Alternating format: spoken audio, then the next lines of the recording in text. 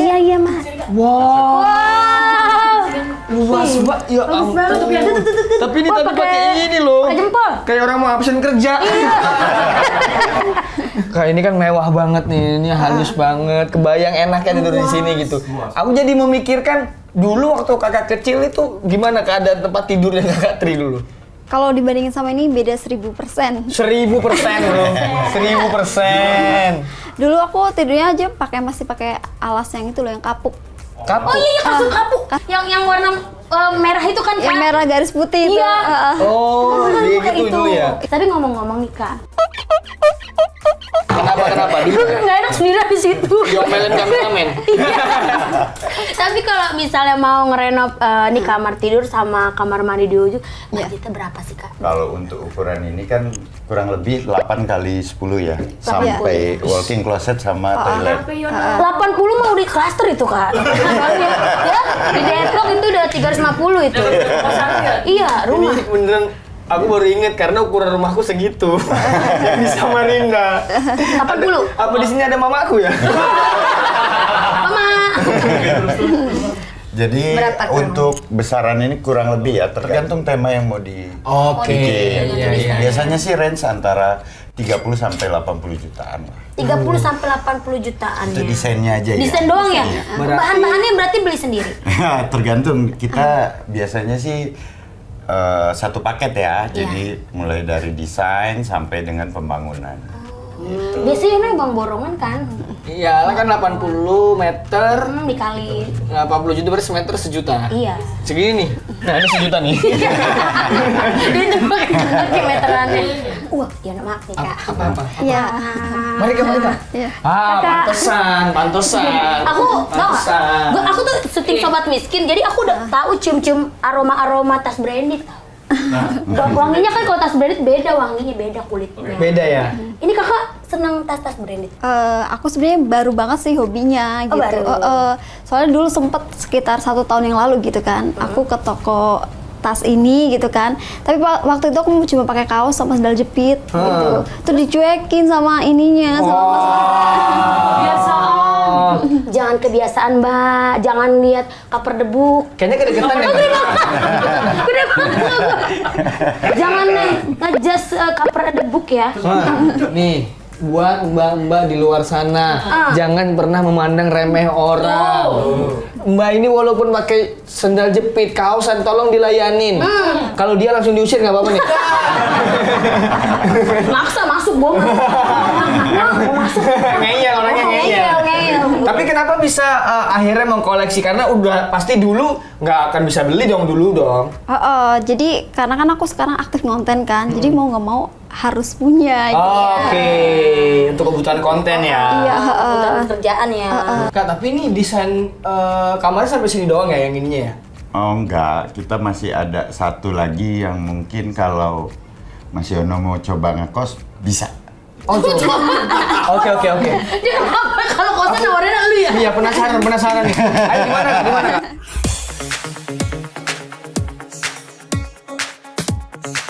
Nah, Mas Yono, ini nih kamar kos yang saya tawarin tadi ke Mas Yono. Ayo masuk. Kamu lihat dulu. Kalau kamu oke, aku oke. Cepet. Kasih tahu. Ayo Kak. Silakan. Ntar aku kasih tahu ya. Kita tunggu di sini sebentar. Wah! Gimana Boyan? Kita sini Beneran? Cocok banget buat si Yono. Wih, sumpah masuk deh. Cocok banget, bagus banget. Nah, ini Mas Yono. Yono lihat nih Yono. Gimana? Cocok nggak kira-kira? Cocok nih buat Yono itu. Tempat tidurnya cakep banget Yon. Wes, Ada TV-nya. Ada TV-nya. di kos saya nggak ada TV. Ya kan? Pindah ke sini mendingan. Pindah ke sini ya? Pindah ke sini ya harusnya ya? Wes, Boyan, lihat. Coba toiletnya. Coba. Wih, kayak film Terminator ya? Lah. Ya. Ini lapar bagaimana mangap nih? Mas itu kagak dipencet kok kebuka sendiri sih Mas? Dia pakai sensor, Mbak. Oh. Dia kalau untuk cowok dia langsung 2 kebuka. Kok dia tahu cewek sama cowok? Nah, itu dia Hebat banget. pintunya. Coba Mak, saya boleh coba nggak? Saya kan cewek. Boleh. Dia kan Silakan. kalau cowok dua-duanya kebuka nih. Antik loh. Ini kalau misalnya kebuka dua-duanya lucu sih. Aduh. Tahu cewek. Mas, keluar mas! Ada orangnya di dalam, nggak bukain. Oh iya kalau cewek buka satu. Nah coba cowok. Dian cobain Dian. Terus Dian. Kok tahu? Tuh duluan. Kok tahu sih? Astaga. Aneh-aneh aja dunia ini. Nah, Tapi dia ngomong nih, wahana toilet begini belinya berapa sih mas? Paling motor gitu. Oh paling wajar.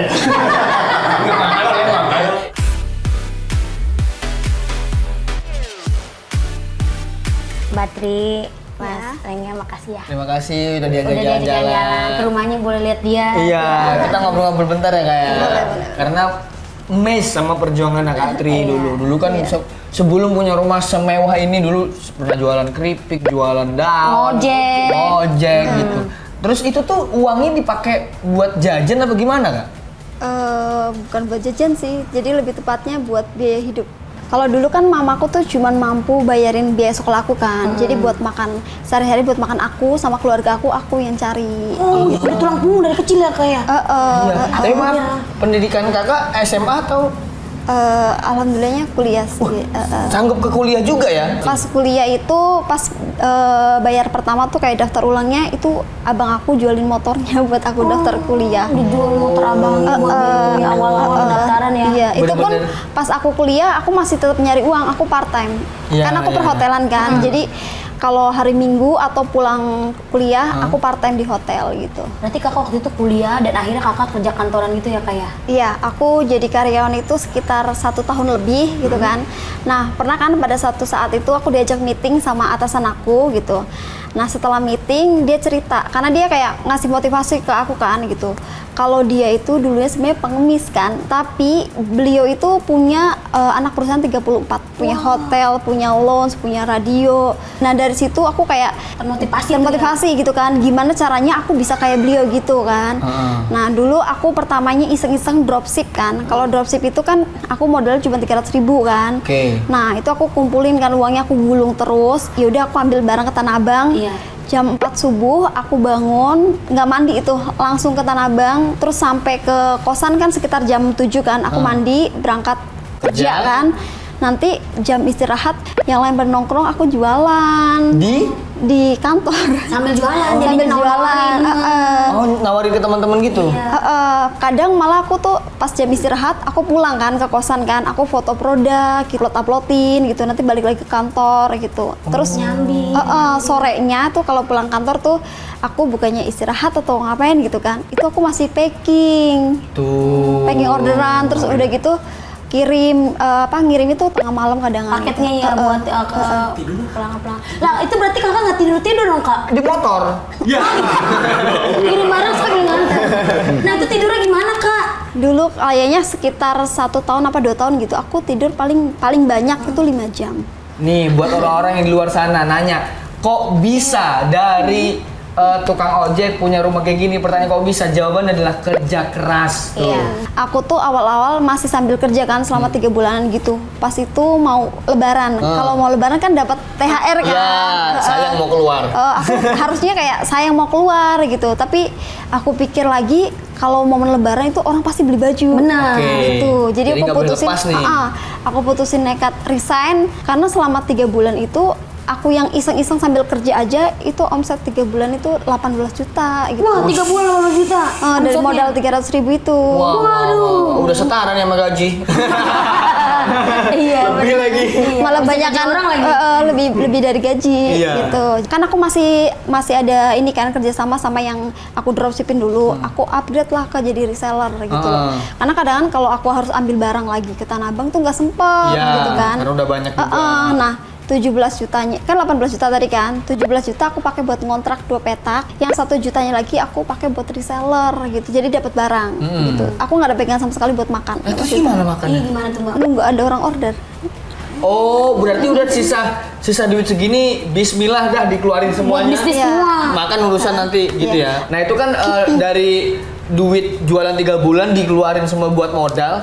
Terus titik awalnya pecah telur sampai bisa kayak sekarang tuh pas kapan ya? Aku baru nyadar sekitar 6 bulan yang datang Kedepannya. ke depannya itu semua jalan itu tertutup sama stok paket. sama stok barang gitu.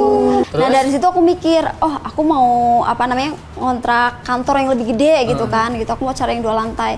Pas itu aku ngecek lah ya saldo aku gitu. Kaget kan pas itu karena baru 6 bulan mau jalan ke 7 bulan ternyata dari datanya itu omset aku sampai 10 M. Kerja keras nggak sia-sia, bangun tidur belum mandi ke Tanah Abang guys. Nah, untuk Trison Store sendiri itu kantor tuh gudangnya di mana, Kak?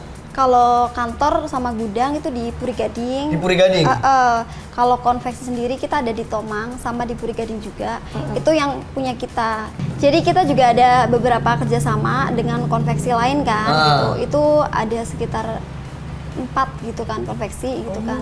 Katri, Kak Angga nanti ngomong-ngomong usahanya mau dikembangin kayak gimana lagi nih ke depannya nih, Kak?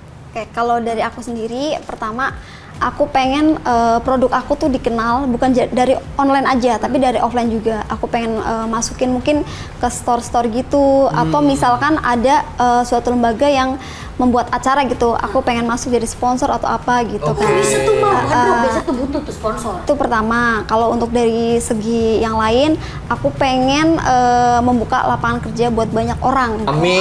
Mudah-mudahan tercapai ya. Kalau Mas Angga? Kalau saya cuma ingat satu aja pesan almarhum ayah saya ya. Beliau nggak pernah nyuruh saya untuk jadi orang kaya.